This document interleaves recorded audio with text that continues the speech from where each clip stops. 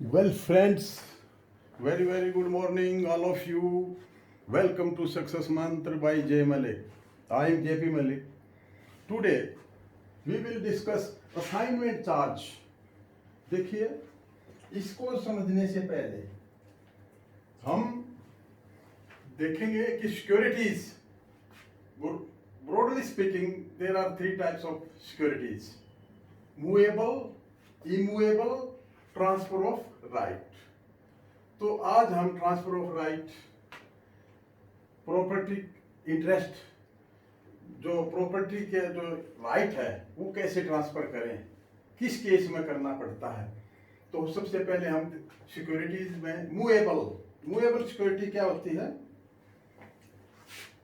Movable security जैसे gold, goods, stock, raw material, semi finish goods, finish goods. तो इसमें ये मूवेबल में एक तो ये आता है, और दूसरा मूवेबल है ट्रैक्टर,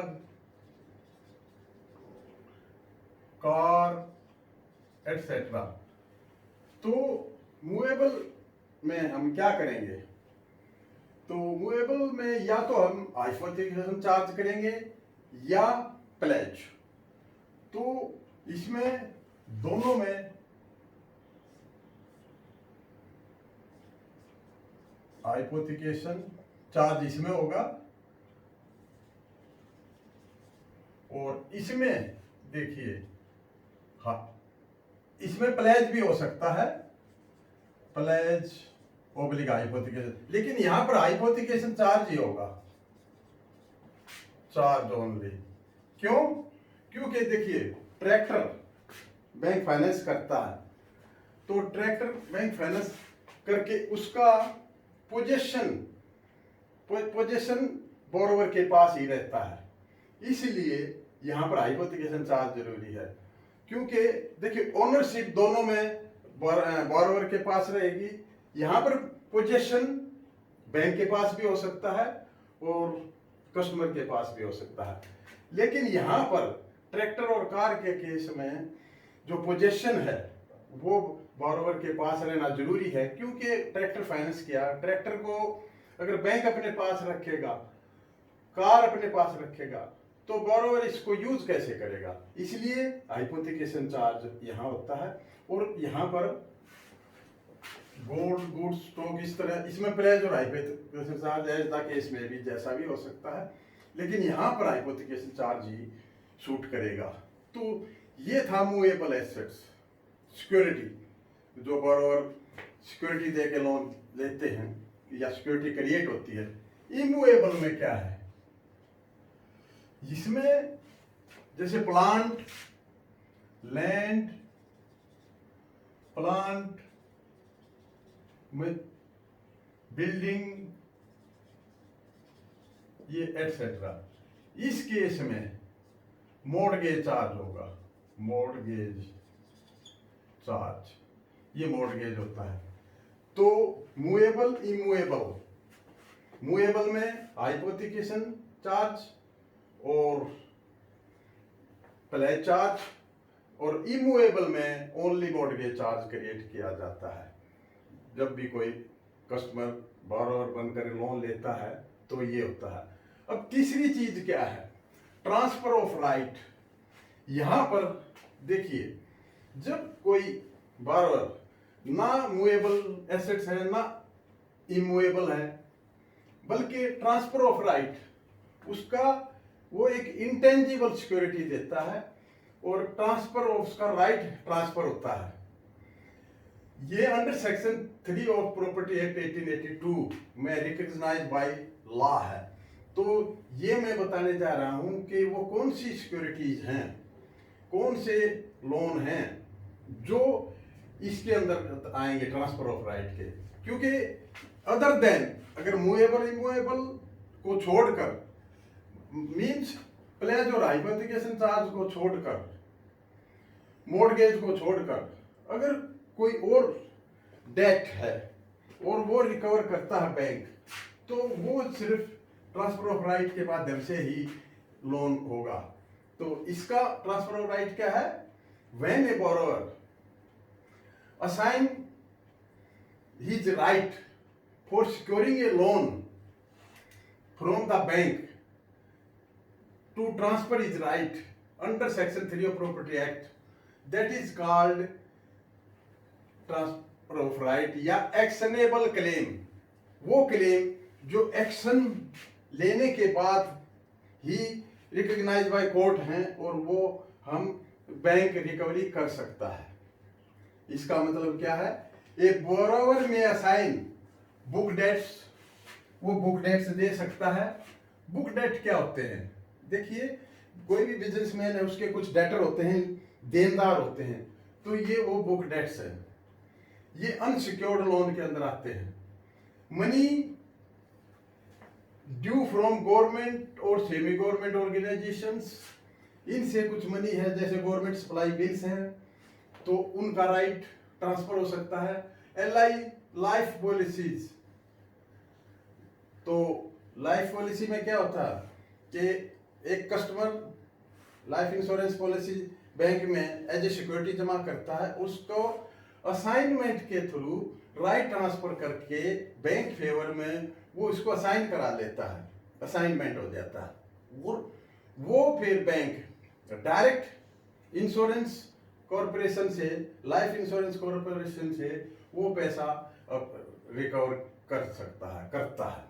ये क्या है? Mode of providing security. ये सिक्योरिटी है to the banker to secure a loan. Loan लेने के लिए एक ये सिक्योरिटी है, इस जिसमें ट्रांसफर ऑफ राइट के माध्यम से एक्शनेबल क्लेम्स बोलते हैं इनको। तो देखिए क्या है, एक है बोरोवर, हम यहाँ एक ये बैंक या बैंकर, और ट्रांसफर ये एक बैंकर हो गया, असाइनर असाइनी बैंकर।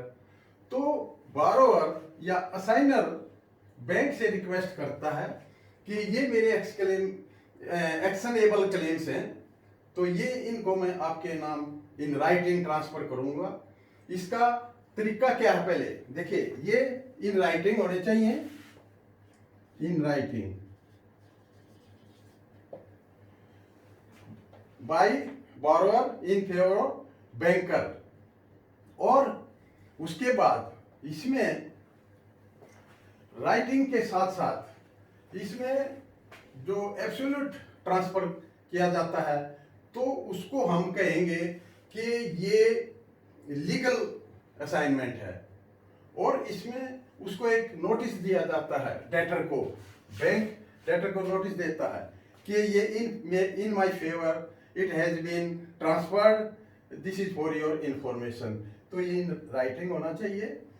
तो या तो बोरोवर के माध्यम से या उसके ऑथराइज एजेंट के माध्यम से ये राइटिंग में होना मस्ट है। तो अब ये देखिए कि वो कौन कौन से एक्शनेबल क्लेम्स हैं जो जिनका ट्रांसफर ऑफ राइट का ट्रांसफर हो जाता है। एक तो देखो, जैसे पहले बता, insurance claim, except marine insurance. Marine insurance को छोड़कर, समुद्री बीमा को छोड़कर जितने भी इंश्योरेंस क्लेम हैं वो एक्शनेबल क्लेम है, and those are recognized by court. तो ये क्या है? Arrears of rent. अगर एक कॉन्ट्रैक्ट किया था कि पर मंथ इतना एरियर है, और वो एरियर रेंट का एरियर है और वो ड्यू है, तो इसका ट्रांसफर हो सकता है। तो arrear of rent actionable claim है। तो लॉटरी टिकट्स भी एक्शनेबल क्लेम है। क्रेडिट इन पीएफ में क्रेडिट होना भी एक्शनेबल क्लेम्स के अंदर आता है। और share in A partnership property, partnership जब डिसॉल्व हो जाती है तो जो भी शेयर होल्डर हैं वो क्लेम कर सकते हैं। तो बैंक गारंटी जहां भी ली जाती है तो bank can cover from bank guarantee, ये भी एक्शनेबल क्लेम है। राइट अंडर ए लाइसेंस के अंदर जो राइट दिए गए हैं वो money payable under a contract, एक कॉन्ट्रैक्ट किया गया तो उसमें मनी पेबल है तो उसका क्लेम करके रिकवरी की जा सकती है। बेनिफिट ऑफ कॉन्ट्रैक्ट, कॉन्ट्रैक्ट का कोई बेनिफिट है। डिविडेंड ऑन शेयर डिवेंचर, इनमें जो डिविडेंड मिलता है तो उन सब का क्लेम एक्शनेबल क्लेम के अंदर आता है। नेगोशिएबल इंस्ट्रूमेंट है जैसे bill of exchange, provisionary note etcetera, और ये हैं, ये भी एक्शनेबल क्लेम के अंदर आते हैं। इसमें मेन क्या है, देखिए एक और ये रहता है ऑप्शन टू परचेज शेयर्स। आपको शेयर अलॉट हुए हैं तो ये फिर राइट बनता है, आप उसको परचेज कर सकते हैं। तो एक्शनेबल क्लेम्स के अंतर्गत ये चीजें आती हैं। तो फ्रेंड्स मेन क्या है, असाइनर या बोरोर, असाइनर असाइनी को असाइनमेंट एक इन चीजों पर चार्ज क्रिएट किया जाता है। ये इंटेंजिबल अनसिक्योर्ड लोन को रिकवर करने के लिए क्लेम किए जाते हैं। तो सपोज आप एक चीज देखिए, ये A sold a car to B makes payment, B ने पेमेंट टू ए को पेमेंट कर दी, पर ए ने पोजीशन बी को नहीं दिया। तो ये किस एग्जाम्पल में कवर होगा, एक्शनेबल क्लेम। वो क्लेम कर सकता है, वो क्लेम करेगा क्योंकि उसने ए ने बी को कार बेची, बी ने पेमेंट कर दी, लेकिन ए ने पोजीशन नहीं दिया। तो पोजीशन को लेने के लिए बी कोर्ट के थ्रू इसकी पेमेंट दे चुका है, जो उस कार के पोजीशन ले सकता है। तो ये यहाँ क्लेम केस बनता है। ये एक एग्जांपल मैंने बताया कि एक्शनेबल क्लेम्स कैसे होते हैं, और these claims are recognized by the court. तो तीन तरह की सिक्योरिटीज मैंने बताई, मूवेबल, इमूवेबल। तो मूवेबल और इमूवेबल इन चीजों को छोड़कर जो रिकवरी जिस भी सिक्योरिटी के रूप में, इंटेंजिबल सिक्योरिटी, अनसिक्योर्ड लोन या beneficial interest in movable property है, तो उसको इन माध्यम से बैंक रिकवर कर सकता है या लेंडर रिकवर कर सकता है। तो ये असाइनमेंट चार्ज माना जाता है इन चीजों पर, जो कि क्योंकि यहाँ पर ना तो मूवेबल एसेट है, ना इमूवेबल है, और ना हाइपोथिकेशन चार्ज हो सकता है, ना प्लेज, ना मॉर्गेज। तो इन चीजों को छोड़ करके जो चार्ज एक्शनेबल क्लेम के थ्रू चार्ज किया जाता है तो वो असाइनमेंट चार्ज के अंतर्गत आता है। तो friends, I think you have understood my point. Have a nice day. Thank you.